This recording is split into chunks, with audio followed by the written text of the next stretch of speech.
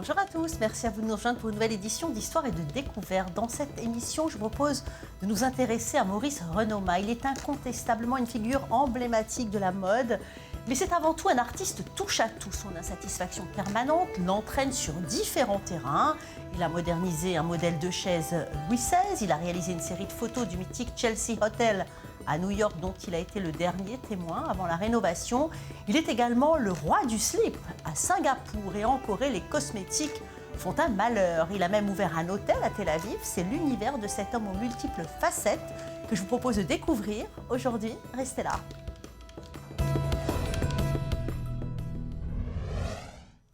De l'atelier familial au succès flamboyant de la marque Renoma, de Paris au Japon, le styliste a su créer un style avant-gardiste et éminemment novateur. Des pièces emblématiques, des campagnes publicitaires gravées dans les annales. Retour sur des coups d'éclat de la marque Renoma avec Sacha Malka. C'est dans le petit atelier familial situé dans le 3e arrondissement de Paris que Maurice Renoma s'initie au métier de tailleur et crée ses premiers vêtements avec son frère Michel. 2 ans plus tard, en 1959, il crée la marque Renoma. Des modèles cultes, des inspirations toujours renouvelées et originales, des égéries phares, un succès international. Ainsi commence une grande aventure flamboyante. Maurice Renoma ouvre sa première boutique en 1963, le White House.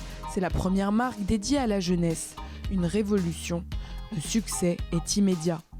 À partir de 1965, Renoma est la première marque à conquérir l'Asie. En 1966, Maurice et Michel Renoma s'inspirent de leur voyage en Inde pour leur nouvelle collection. Ils ouvrent le showroom de la marque au 113 avenue Victor Hugo. C'est le début d'une période de création effrénée qui inspirera la mode hippie en France. En 1968, son frère crée la veste Lénine qui sera portée entre autres par James Brown à l'Olympia en 1970. La même année a lieu le premier défilé Renoma. Il présente alors une ligne très androgyne pour femmes et notamment le pantalon de tailleur.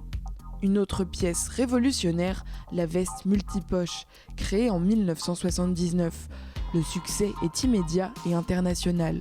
Elle est portée par Andy Warhol et Dalida et sera vendue à plus de 150 000 exemplaires dans la seule boutique Renoma.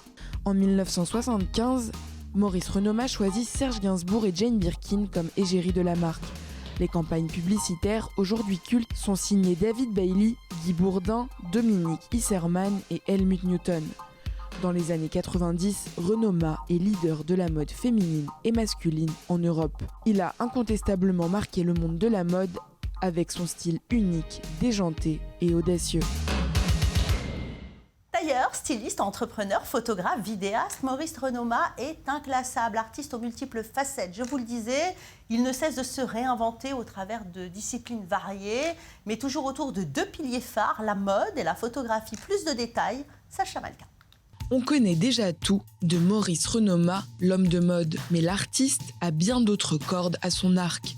Le créateur multiplie les projets et une fois que la marque de prêt-à-porter est établie en France, il s'exporte au Japon. En 1978, il se diversifie et ouvre le Renoma Matignon, son premier concept store dédié à la mode et aux soins masculins, proposant boutiques, restaurants, salons de coiffure, barbiers, cireurs, soins esthétiques et spa. À partir de 1993, Maurice Renoma dirige et réalise ses propres campagnes de publicité. Réfractaire aux catégorisations réductrices, il se définit comme un lanceur de mouvement plutôt qu'un photographe de mode.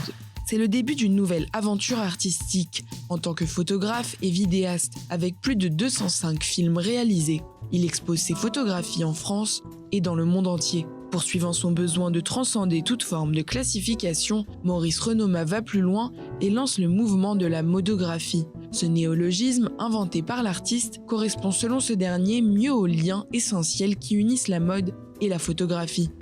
En 2001, il crée son premier restaurant dédié à l'image, le Renoma Café Galerie, qu'il habille de la ligne de mobilier Renoma par Philippe Coudray, conçu par lui-même. En octobre 2012, il inaugure un 2e Renoma Café Galerie à Kuala Lumpur. En 2011, il crée le Souplex dans les anciens ateliers de la boutique Renoma, un espace d'expression artistique intemporel et novateur. De nombreuses expositions y sont présentées. Maurice Renoma ne s'arrête jamais. Projet artistique à l'étranger, investissement de lieux culturels publics, en 2018, il crée même un hôtel au cœur de Tel Aviv, le Renoma Hotel. L'artiste est également engagé. Dernier projet en date, les mythologies du poisson rouge. Dans cette exposition et scénographie, Cristobal le poisson rouge dénonce l'omniprésence du plastique, véritable fléau pour la faune et la flore. Pour cet artiste aux multiples facettes, créer semble être un besoin vital. Ses vêtements, films, photographies, mais aussi lieux de vie, incarnent son goût et son imagination débordante.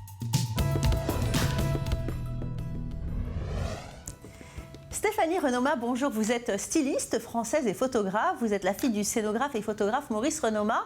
Alors, vous faites partie des photographes parisiens les plus en vogue. Votre passion vous vient-elle finalement de votre père, qui est lui-même photographe ? Je pense que c'est oui, certainement, ça a dû se transmettre, le fait de vivre dans un univers extrêmement artistique, dans un monde totalement libre d'expression. Au départ, j'avais démarré dans la mode et puis petit à petit, je me suis un petit peu déviée vers la photographie, enfin un petit peu, même beaucoup, parce que maintenant ça fait 9 ans. Et c'est vrai qu'on a deux plans de travail totalement différents, mais complémentaires. Et je pense que le fait d'avoir eu la liberté totale de pouvoir m'exprimer dans tous les domaines artistiques qui soient me vient de lui et j'ai jamais eu aucune barrière. Donc oui, je pense que quand on vit dans une famille artistique, forcément on a des liens qui se créent et on a une sorte de comment dire, d'ouverture d'esprit qui nous porte vers ce genre de choses. Oui. Alors vous avez une muse, Raphaël Say, qui est en ce moment une des égéries de Jean-Paul Gaultier pour la campagne Le Mal. Comment est-ce que vous vous êtes rencontrés ? Oui. Alors, j'ai une surprise pour vous aujourd'hui, Valérie, c'est que Raphaël est là. Donc en fait, c'est lui qui va vous expliquer comment on s'est rencontrés. Avec plaisir. Voilà. Bonjour Raphaël. Comme ça, vous allez... Bonjour. T'es très cher. Ça va ? Oui. Oui, je t'ai même pas dit bonjour. Oui. Bonjour, comment ça va ? Bonjour Raphaël. Écoutez, ravie de vous voir, quelle belle surprise. Alors comment vous avez rencontré Stéphanie ? Oui, on s'est rencontrés il y a bientôt 10 ans maintenant. 10 ans. Un enfant. Ouais, j'avais 19 ans, je venais d'arriver sur Paris. Et je commençais à faire des shootings photos, etc. Et Stéphanie, à l'époque, qui est toujours, mais qui le faisait plus, elle faisait du stylisme, de la direction artistique, etc. Et on a travaillé ensemble sur un projet que je devais faire.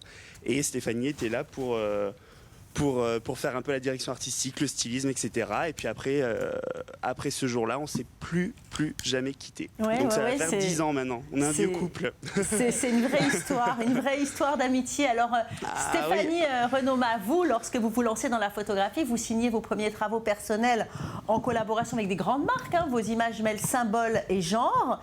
Et ce qui ressort surtout, c'est votre fascination pour l'intime, aussi bien en couleur qu'en noir et blanc. Comment est-ce que vous définissez votre univers photographique ? Alors, moi j'aime beaucoup les contrastes et j'aime beaucoup les jeux de miroir et un petit peu semer le doute. Donc je travaille énormément avec des androgynes, des hommes donc, qui ressemblent à des femmes aussi qui ressemblent à des hommes. Et puis souvent, je peux basculer de la couleur au noir et blanc parce que tout est une question d'illusion, de contraste. Alors j'ai fait beaucoup de choses parce que j'ai travaillé entre autres pour la LGBT, j'ai travaillé avec la mairie du 8e, beaucoup de projets engagés sur l'humain en général. Et je trouve que la photographie peut nous envoyer dans des mondes extrêmement intéressants, intenses et a un côté révélateur de personnalité, de personnages. Donc on peut raconter des histoires, mais aussi on peut révéler une partie de soi-même à travers la photo. Mais ensuite, dans mes projets plus personnels, je me suis rendu compte qu'on avait un univers à exploiter extrêmement intéressant et puissant. Et qu'on avait une sorte... je sais pas, c'est comme une sorte de filtre qui aide les gens à se voir différemment et souvent à se trouver une image et à se réconforter avec cette image. Alors justement, on va demander je sais pas si je réponds bien à la question. Oui, bien sûr, on a bien compris. Mais Raphaël, vous êtes révélé devant justement l'objectif de Stéphanie. Qu'est-ce qu'il a de spécial ?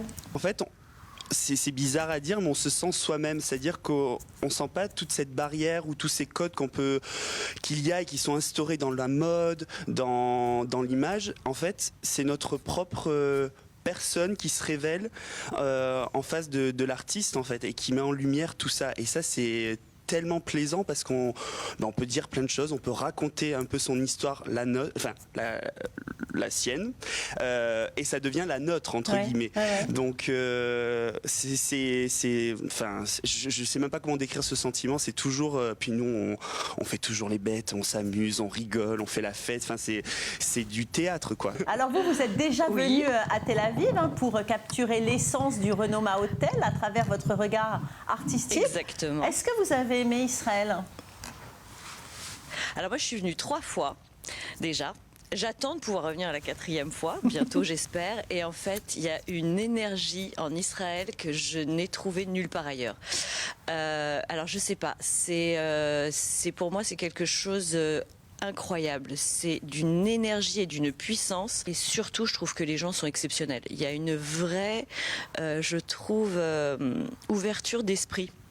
Les gens sont gentils, sont ouverts. C'est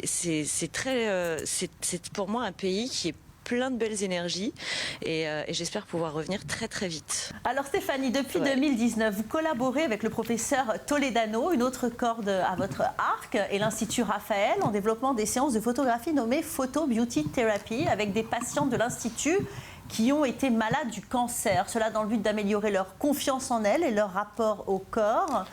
C'est une expérience nouvelle pour vous ? Je me suis dit, mais pourquoi pas essayer ce process avec des gens malades ?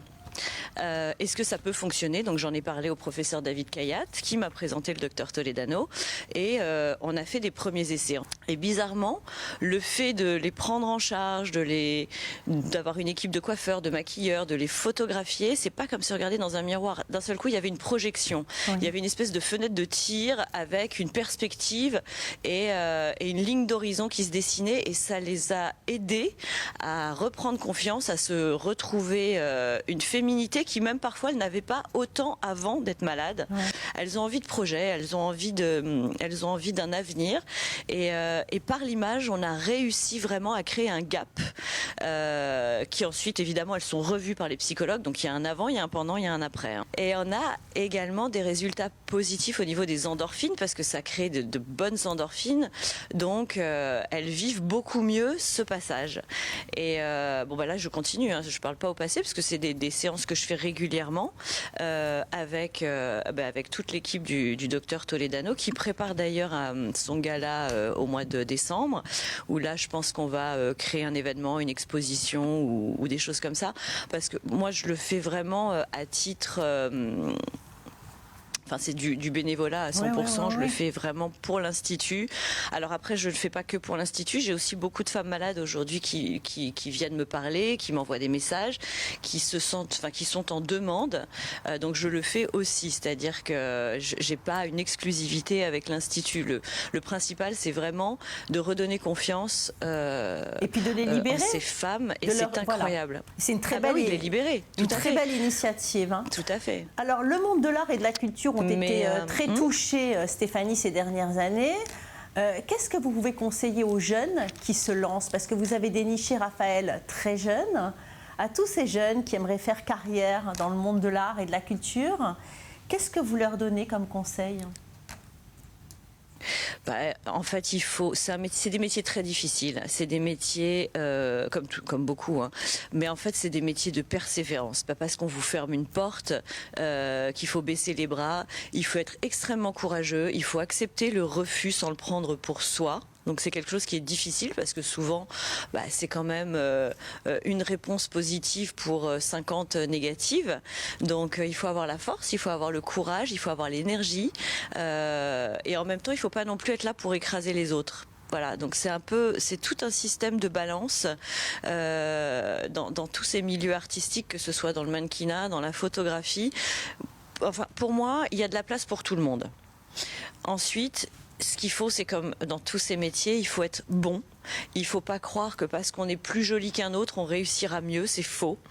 Tout le monde a sa chance. C'est une question de savoir se mettre en lumière, se mettre en valeur, être créatif et avoir envie d'aller au bout des choses. Et surtout, comme je dis tout le temps à beaucoup de jeunes qui m'écrivent, voilà, il ne faut pas se laisser décourager. Il ne faut pas se laisser décourager, mais il ne faut pas non plus en faire une quête principale. Je pense qu'aujourd'hui, que ce soit comme toi dans le mannequinat, il faut avoir des à côté. On ne peut pas compter que là-dessus, déjà, et pour son épanouissement. Déjà. Et pour son style de vie, il faut pouvoir avoir des activités. Alors moi, je dis souvent aux mannequins, gardez les études à côté, parce que c'est quand même des métiers qui sont très très courts et éphémères. Donc il faut quand même après penser à l'après. Et aujourd'hui, on a toute cette vague aussi de personnes qui pensent que travailler dans l'influence, ça va vite. Effectivement, ça va très vite, ça monte vite, mais ça descend vite. Donc il faut aussi faire attention à ça. Il faut avoir du contenu et du contenant. C'est pas juste faire des photos, il faut pour ça faire des études, savoir de quoi on parle, aller au fond des choses, s'impliquer beaucoup plus et pour tenir dans la durée, je pense. Il faut vraiment comprendre que c'est des vrais métiers. Et voilà, ce conseil sage, ça sera le mot de la fin. Merci à vous Stéphanie Renoma, merci à vous Raphaël de votre intervention sur i24 News. Merci. À très vite, merci à vous deux. À très vite, merci Valérie, merci. Maurice Renoma, grand styliste des années 60-70, s'inscrit dans une époque de bouleversement complet. Pour la mode, mini-jupe, bikini, smoking tailleur pour femmes. Les années 60 marquent une rupture avec les principes stricts des années 50. La mode n'est plus isolée, elle devient l'incarnation d'une tendance culturelle, d'une idéologie politique, d'un courant musical. La tendance continue avec le développement des mouvements hippies et yéyé dans les années 70. Une fresque de cette époque de contre-culture foisonnante tout de suite avec Esther Aparicio. C'était le français le plus chic que j'ai vu, surtout à l'époque. Les costumes Renoma que tout le monde avait avec les grands revers, ça se fait ailleurs encore aujourd'hui, comme ça.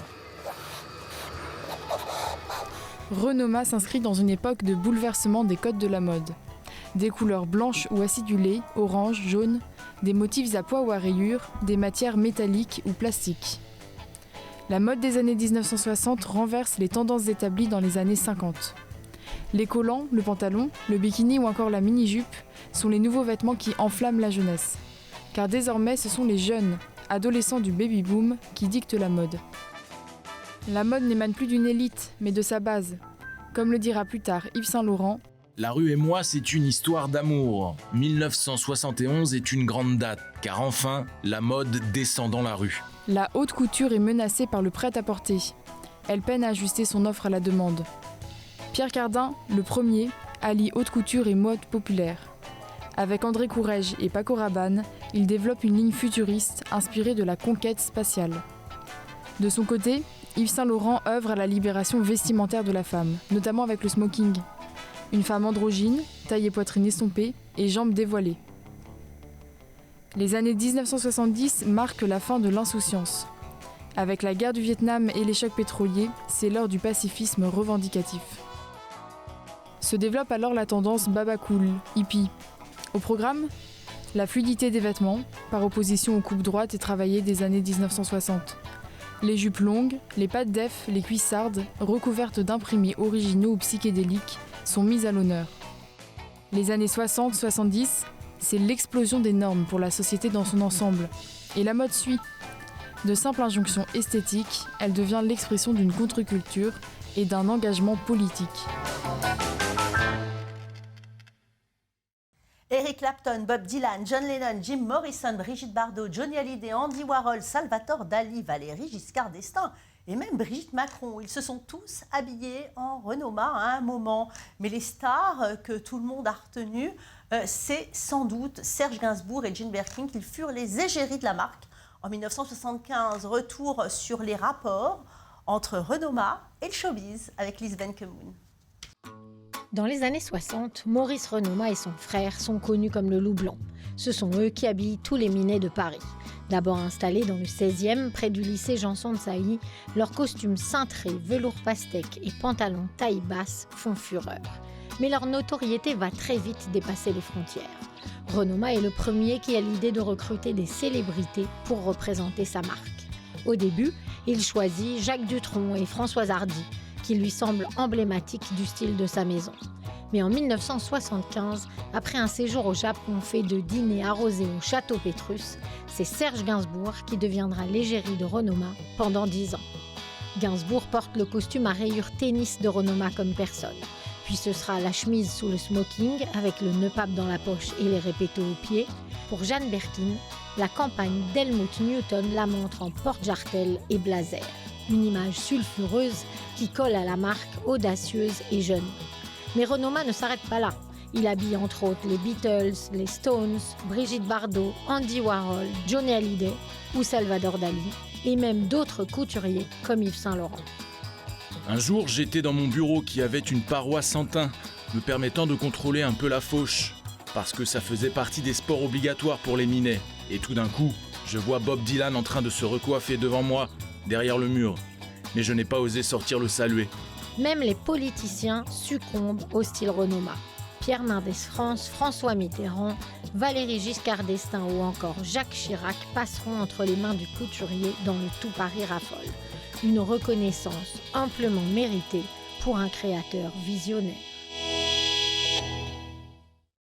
Restez avec moi dans quelques instants. Dans la grande interview, vous allez rencontrer ce personnage hors du commun, Maurice Renaud-Mah, celui qui relook tout le showbiz, des rayures tennis pour Gainsbourg, des porte-jartels sous un blazer pour Birkin, un costume cintré pour Dutronc, et puis un blouson multipoche pour Andy Warhol. Vous allez découvrir que ses parents juifs d'origine polonaise ont dû quitter Paris pendant la guerre et qu'ils se sont tous cachés. Maurice Renaud-Mah a dû se déguiser en petite fille pour ne pas se faire arrêter. Restez là, je reviens dans quelques instants.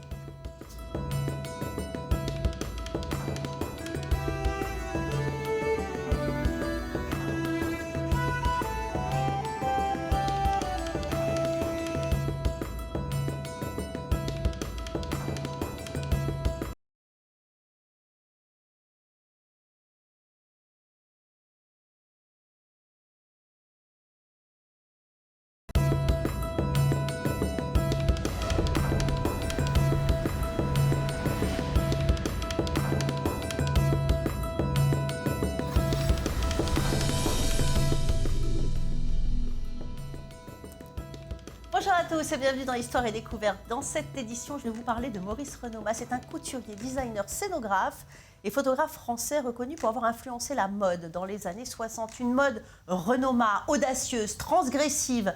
Elle a séduit les célébrités et aujourd'hui, ses collections sont présentées dans le monde entier. Vous allez voir que ce personnage, chef d'entreprise et à la personnalité attachante, ce visionnaire a toujours su se réinventer. Maurice Renaud-Mah, l'artiste, est aussi un homme engagé.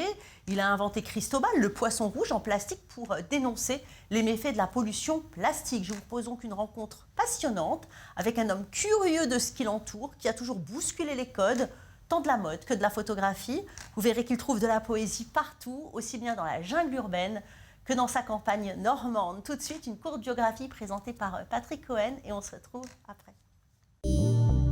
Maurice Crécy, dit Maurice Renaud-Mah, est né le 23 octobre 1940 dans le 3e arrondissement de Paris. Issu d'une famille juive polonaise arrivée en France en 1936, il va connaître les affres de la Seconde Guerre mondiale. De 1942 à 1945, il se réfugie avec ses parents en Ardèche, où il est forcé de se déguiser en petite fille pour éviter les contrôles de la police française. Pendant cette période, il sera également caché et protégé par une famille française de paysans. Après la guerre, Maurice Renaud-Mah retourne à Paris et baignera dans l'univers de la mode. Fils de tailleur, il commence à confectionner ses propres pièces déjà empreintes d'originalité dans l'atelier familial. Avec son frère aîné Michel, ils vont être à l'origine du renouveau du vêtement masculin en France à la fin des années 1950. En 1959, la marque Renaud-Mah est lancée. Pour Jacques Brunel, c'est l'incarnation même de ce moment où la mode masculine émerge de l'existence pour prendre le pas sur les vanités des femmes.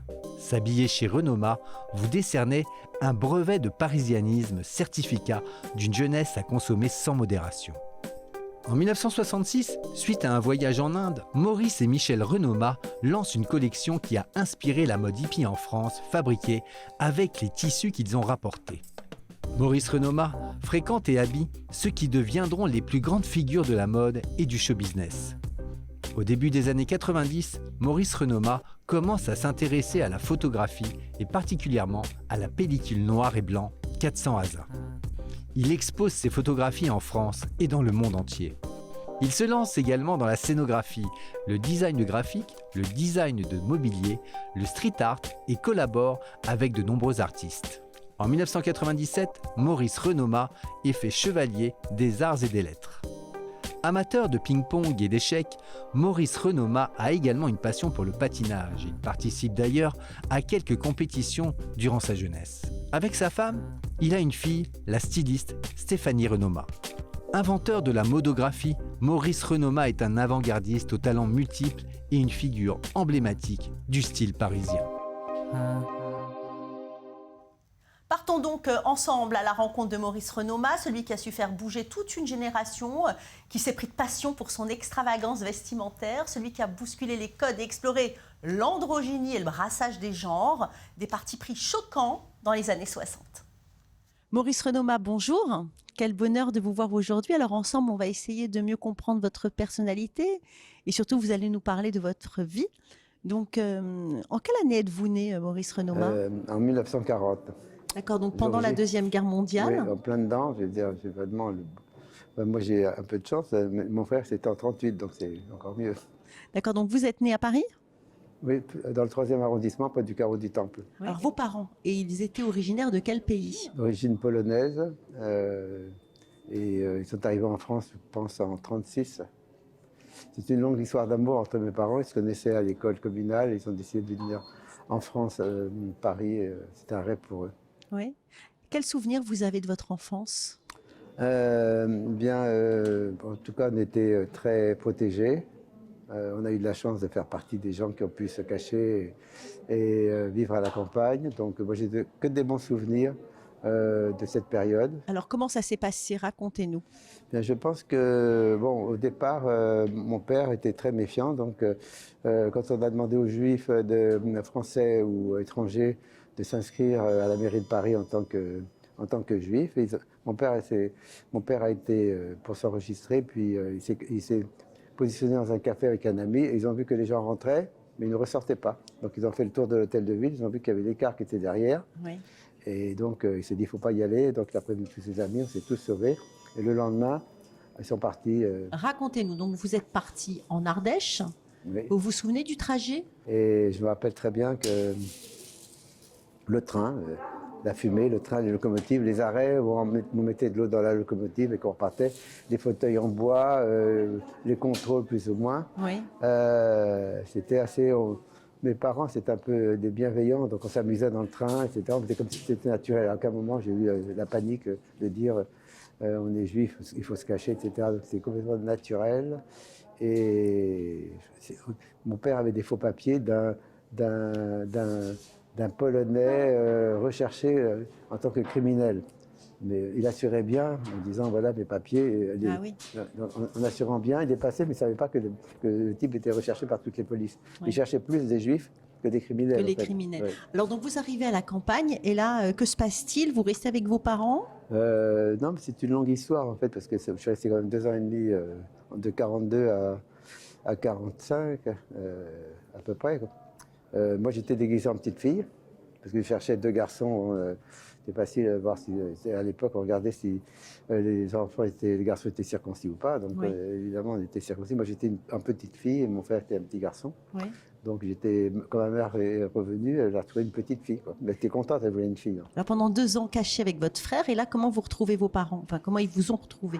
Ils étaient dans des fermes à côté. Mon père était travailleur dans une ferme, remplaçait certainement les chevaux, parce que j'ai quelques photos, c'est pour ça que je reviens dans mon histoire assez facilement, parce que mon père était assez photographe, il aimait bien photographier. Donc on le voit travailler la terre, tirer les charrues, etc. Il était fort, votre père. Oui. Il était très mince, très sec, très fort. Oui. Donc en fait, il vous retrouve au bout de 2 ans et demi ? Oui, il venait certainement nous voir de temps en temps pour voir si tout allait bien, parce que c'est vrai que ma mère, c'est une vraie mère juive, donc ça a dû être... Non, ma mère était sauvée aussi, donc ils ont été dénoncés, effectivement, ils ont été dénoncés, ça j'ai encore ma mère qui m'a raconté ça, donc la police française, parce qu'à l'époque c'était la police française qui arrêtait les juifs, plus suivi certainement de la Gestapo, etc. Ils ont envahi la maison, la ferme, et ma mère a dû se cacher. Donc mon père est parti à droite, ma mère est partie à gauche. Ma mère s'est cachée dans une cage à lapins. Ils l'ont pas Ils retrouvé. l'ont pas retrouvé parce que les chiens reniflaient, mais ils reniflaient plutôt le lapin. Ouais, ouais. Elle a réussi, elle était petite, ma mère, donc elle a eu de la chance, elle s'est cachée dedans. Bon, c'est des miracles. De toute façon, nous sommes des miraculés. Hein, je veux dire, se cacher. Il y avait de la dénonciation partout quand même. Oui. Mais on avait plus de chance à la campagne, il y avait des réseaux, etc. Mon père est rentré dans la résistance, puis il est revenu après, quoi. Donc ensuite, vous revenez à Paris. En quelle année? Certainement en 1945. Donc après la guerre. Oui. Et ensuite commence votre aventure Après, mon très père, jeune. la grande aventure, c'est mon père qui a dû revenir, recréer une famille, retrouver du travail, monter sa société. Ce qu'il a fait, c'est le plus important. Donc il était que tailleur, moi. votre père. Grand-père tailleur, rabbin tailleur. Nous sommes une famille de rabbins, 3-4 générations de rabbins. Il n'y a que moi qui ai coupé. Bon, j'étais un peu aidé par mon père, me disant c'est pas du tout je suis traditionnaliste. J'essaye en tout cas de faire kippour un petit peu. Oui. Vous faites Shabbat de temps en temps? De temps en temps, comme mes voisins séfarades, je suis entouré de séfarades où j'habite, donc tout le monde m'invite. Bon, je le fais volontiers. Et puis vous êtes un grand amoureux d'Israël aussi. Oui, tout à fait. Donc aller en Israël, pour moi, c'est un plaisir. Oui. Alors vous arrivez à Paris, donc on est en 45, et là votre père commence le business. Puis un petit atelier. Bon, je me rappelle très bien dans l'appartement, c'était un appartement atelier. Donc le bruit des machines à coudre, la craie, la poussière, tout ça, j'ai vécu tout ça. Ça fait un amalgame, ça fait du bruit. Donc j'ai horreur du bruit, donc j'ai vraiment les oreilles bouchées. J'ai que des tares, mais la poussière, je déteste la poussière, je déteste la craie, le bruit. Donc mes parents avaient un atelier rue du Temple. Ils ont ouvert une boutique en face, rue Notre-Nazareth, en face de la synagogue. Donc je faisais pas beaucoup de trajets. J'étais entre le métro Temple, la rue de Notre-Nazareth en face et l'école Béranger qui était à 300 mètres. Donc c'est vraiment un petit triangle. Oui. Donc c'était pas drôle. Donc jusqu'à l'âge de 16 ans, on habitait là, j'avais 5 ans, jusqu'à 16 ans. Alors donc, vous voyez votre père travailler, vous vivez avec le bruit de ces machines à coudre. Oui. Et quand est-ce que vous commencez à faire du business J'avais envie de m'évader avant tout, parce que j'ouvrais la fenêtre et je faisais comme dans... J'étais inspiré par le film Le voleur de Bagdad, oui. Il y avait un tapis vol. Très beau film. Oui. Donc je mettais le tapis devant la fenêtre et je dis tapis vol, puis il volait pas. Je dis putain, je rêvais de partir, de m'envoler. De vous envoler. Ah oui, je suis resté là-dessus. Donc à 18 ans, j'ai eu la chance, avec des économies, de commencer à travailler très tôt. J'étais représentant pour mon père. Vous avez commencé à voyager quand alors? Quand j'avais je suis parti un jour rejoindre ma copine à Londres, donc à Londres, c'est la grande liberté. Et comment vous l'avez rencontrée, cette copine qui habitait à Londres? Je faisais beaucoup de patins à glace, mais elle me prenait pour un dieu, je patinais bien, j'étais le plus grand patineur de Paris, donc j'invitais les filles à faire un petit tour de patin à glace. Oui. Elles adoraient, donc je devais avoir 15 ans, elle avait 12-13 ans, j'ai fait un petit tour et depuis elle était amoureuse de moi toute sa vie, quoi. Même maintenant, je pense qu'elle est toujours présente dans mes expositions. Et elle était à Londres, j'étais la rejoindre à Londres. Et puis voilà, c'était mon premier voyage. Et là, la vie a commencé à ce moment-là. Londres, c'est un grand voyage à Londres, parce que tout est différent en Angleterre. Les gens sont différents, il y a une grande variété, il y a une grande ouverture. En France, le français était l'homme le plus mal habillé au monde. Hein. Ah oui. C'était vraiment l'esprit le look français, c'était la casquette, la baguette sous le bras, et la canadienne, c'était un look. Alors que les Anglais étaient beaucoup plus chics. Très élégant, oui. Et alors là, la grande élégance, alors vous vous êtes dit, il y a quelque chose à faire dans la mode. C'était très élégant, et disons, l'élégance était anglaise, italienne, anglaise, mais pas française. Donc, plus s'inspirer, évidemment, on s'inspire quand on est jeune, 15-16 ans, on s'inspire un peu. Moi, c'était Saint-Germain-des-Prés, je découvre Saint-Germain-des-Prés, existentialiste, le jazz. Il y avait un peu de tout. Après, c'était le drugstore, le Gros avant, où c'était un peu rock, musique, etc. Donc, je fais ça. C'était le patin à glace, où j'étais reconnu, je voulais être connu et reconnu. Alors, votre père, il vous a donné les clés de l'atelier en fait, de couture. À quel moment? Disons qu'à 18 ans, mon père ne voulait pas me payer. Donc, j'avais besoin de ma liberté, c'était d'avoir mon argent de poche. Donc, je lui ai demandé de me laisser un petit local qui était dans la boutique de 11 mètres carrés environ. Je lui ai dit, je voudrais avoir ce petit local. Bon, extraordinaire. Mon père a dit, pensait qu'il y avait un potentiel, il a dit ok, d'accord. Donc à 18 ans, je commençais à avoir ce petit local et là j'ai fait venir du monde. Mais en fait, je ne savais pas où j'allais. Hein. Donc le déclenchement, c'est quelques copains, j'étais à l'école des cadres à l'époque, l'école d'enfants un peu privée. Oui. Déjà, les premières rencontres des gens du 16e, du 8e, des gens qui avaient un petit peu d'argent. Je flirtais un petit peu avec tout ce monde-là. Donc, j'ai décidé de faire ma propre ligne en fonction de ce qui se passait actuellement, inspiré de la mode anglaise, mais un peu plus exagéré. Donc, le pas de def. Ça, c'est vous qui avez créé le pas de def. En tout cas, il existait déjà. C'est-à-dire que moi, je me suis inspiré du pantalon de la marine américaine et du pantalon camarguais. Des pantalons camarguais, donc qui n'étaient déjà pas d'éléphant. Donc c'est une adaptation en ville du pantalon marin de l'armée américaine des pantalons camarguais. Donc mon père ne voulait pas en entendre parler, on l'a fait faire fabriquer par un petit tailleur qui s'appelait Marina. Marina, c'est lui qui a fait les pantalons pas de def ensuite. Et moi j'ai lancé le costume très étroit, les formes beaucoup plus, l'exagération de la mode italienne, anglaise. En exagéré, et plus ce pantalon, pas de def, droit en tout cas. Bon, alors le style, vous l'aviez, mais après, comment vous avez réussi à le faire connaître, ce style, et le faire adopter finalement par les jeunes? Il faut dire que je connaissais toutes les bandes, je faisais toutes les bandes. Bon, il faut dire qu'à 18 ans, ma mère, avec des économies de bout de chandelle, elle ramassait tous les tissus de récupération. Moi, j'en ai fait des vêtements, on les cousait, on a fait les premières collections, c'était du patchwork. Mais c'était patchwork, ça veut dire c'était différentes couleurs? Ah oui, c'est des petits bouts de tissu qui tombaient par terre, qu'on coupait en petits carreaux ou en triangle. Et là, vous faisiez des costumes avec ça? On a fait des costumes, on a fait des vestes. C'était ma première collection, c'était assez joli d'ailleurs, c'est toujours beau. L'art du patchwork, elle existe d'ailleurs. Dans ce canapé, c'est du patchwork, différentes photos. Donc ma base de travail, c'était le patchwork. Un jour, j'ai vu arriver Picasso à la boutique avec son fils. J'ai vu arriver. Vous l'avez reconnu tout de suite? Oui, plus ou moins, oui. Je connaissais je suis devenu le copain avec le fils, je crois que c'était Olivier Picasso. On a voulu lancer le parfum Picasso. Le père est arrivé, il nous a fait un scandale, disant on ne pouvait pas faire ça, etc. Enfin bref, on a eu le fils après de Funès, le fils de Funès, on a eu le fils Tudor Rossi à l'époque, Tudor Rossi. On a eu tous les chanteurs qui sont arrivés. Bon, ça fait vite boule de neige. Le problème de réussir n'est pas un problème, le problème c'est de rester. De rester. Alors donc, en fait, qu'est-ce qu'ils aimaient chez vous? Non, la coupe, on était d'abord, oui. Il y avait une coupe très particulière, on était les seuls à les faire. Le montage des manches, des épaules était très particulier, le pantalon, pas de def, etc. Puis en plus, j'avais quoi, 18, 19 ans, chef d'entreprise, j'étais PDG de mon entreprise à 19 ans. Il n'y avait pas une énergie comme ça. À l'époque, ça n'existait pas. Effectivement, entre la réussite et l'échec, il n'y a pas grand-chose non plus. Hein. Donc, il y a de la chance, les obstacles, il y en a eu des obstacles. Mais si on n'a pas d'ange gardien, c'est une catastrophe. Alors vous m'avez dit hors antenne que vous êtes quelqu'un vous savez finalement apprivoiser le hasard. Je ne vis que de hasard. Le hasard qui fait... Alors qu'est-ce que c'est que le hasard? C'est vrai que je ne sais pas trop ce que c'est que le hasard. En tout cas, moi j'appelle ça mes anges gardiens qui sont autour de moi, qui font que tous les problèmes et tout ce que je veux arrive. Vous pensez que vous avez de la chance? Bon, il est vrai que je travaille plus que les autres. Beaucoup de travail. Encore maintenant? Oui, je travaille 20 heures par jour, je dors très peu.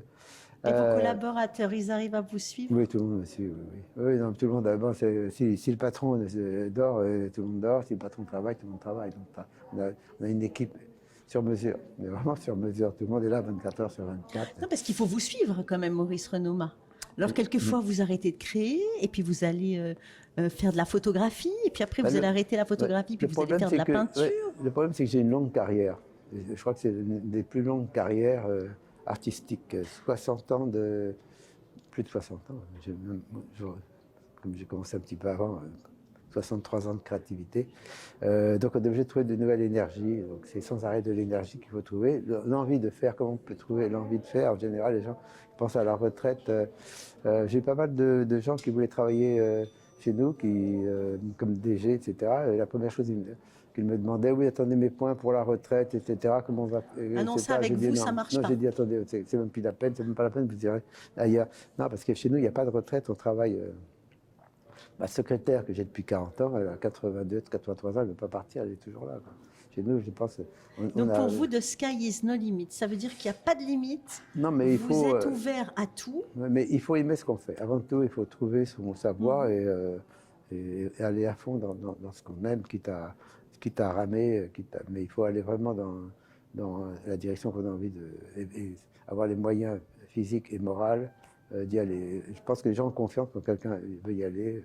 Tout à l'heure, il y a quelqu'un qui m'a appelé il y a 2 ans qui a pu absolument réussir dans le cinéma et la photo. Donc il faut y aller, je veux et je peux. Quoi. Je veux, je suis déterminée. Ouais. Alors vous avez fait aussi une collection de meubles que vous avez vendus dans le monde entier.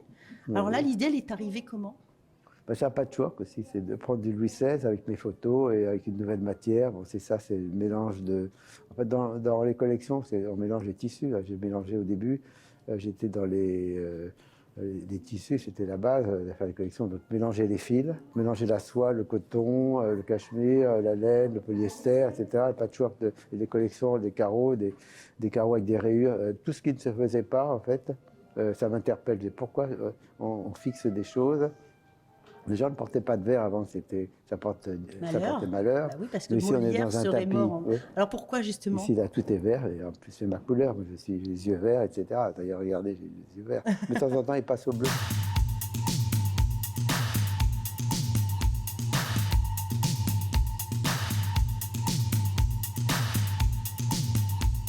Aujourd'hui, votre vie, finalement, elle est complètement artistique.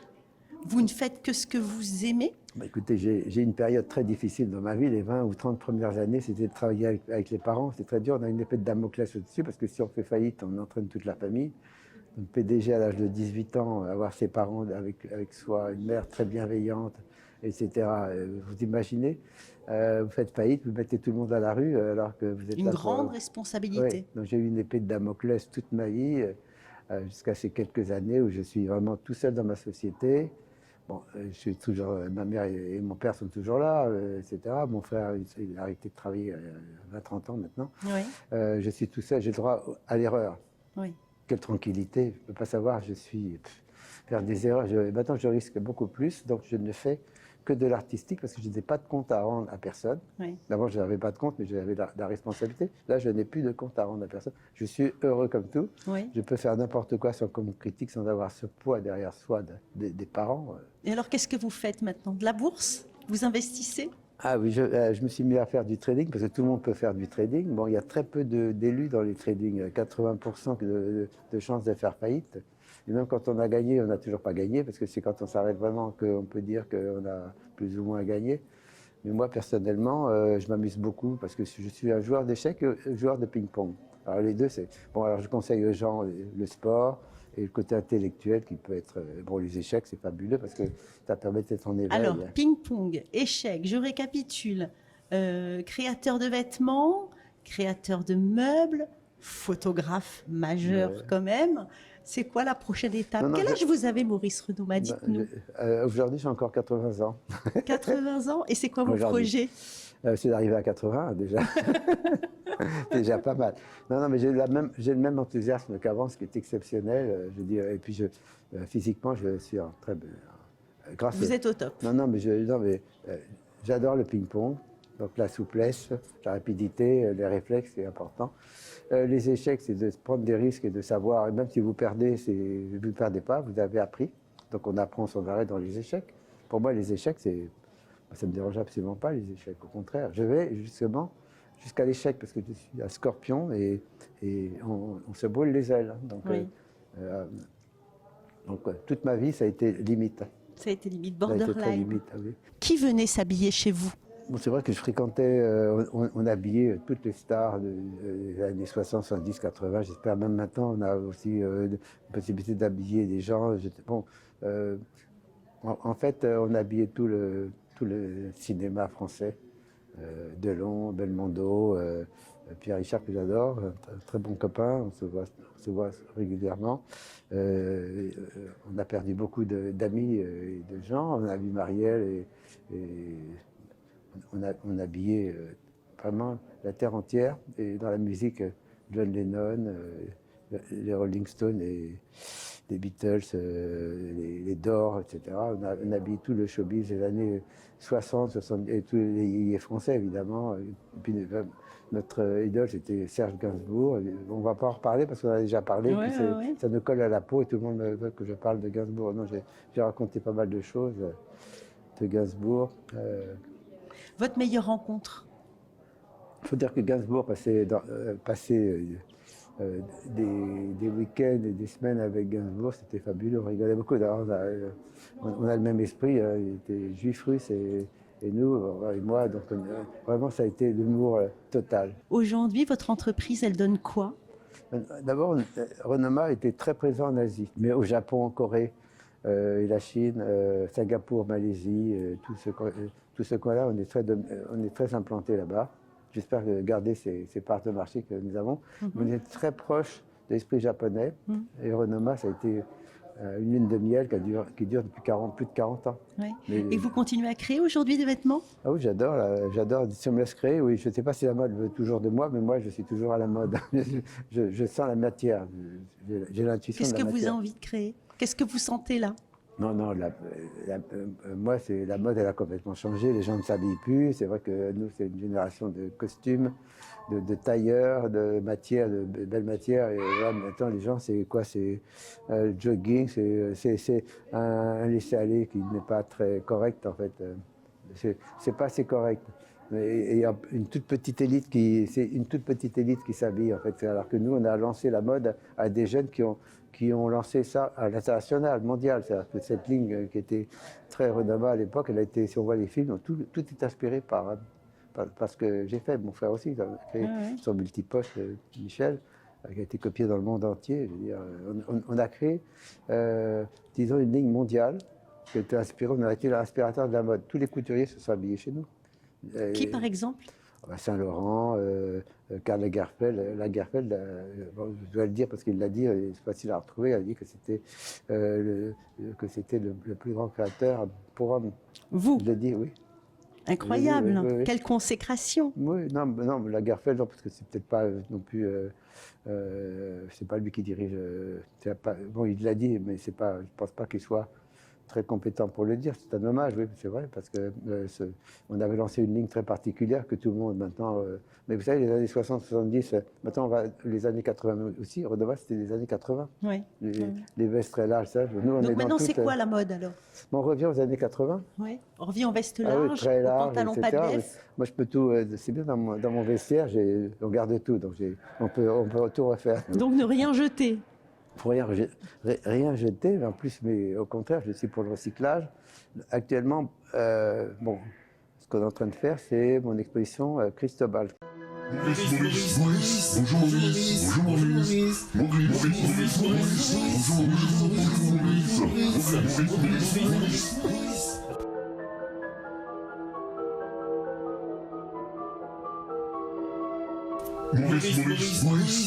C'est un poisson en plastique que j'ai depuis 2-3 ans, que je promène dans le monde entier, qui est mon compagnon et qui me raconte l'histoire de la pollution, surtout plastique, qu'on trouve dans les océans. Et il prévient que si on continue comme ça, le prochain virus, ça sera le virus de la mer. Le problème, c'est que personne ne veut s'investir dans le recyclage. Les gens, ils veulent bien vendre, ils veulent bien pourrir la terre, mais ils ne veulent pas recycler, ça coûte trop cher. Merci beaucoup de nous avoir parlé, de nous avoir raconté, de nous avoir donné cette énergie, parce qu'à chaque fois que je vous vois, on est requinqué tellement vous avez des idées. Oui, ben, on va repasser un week-end ensemble.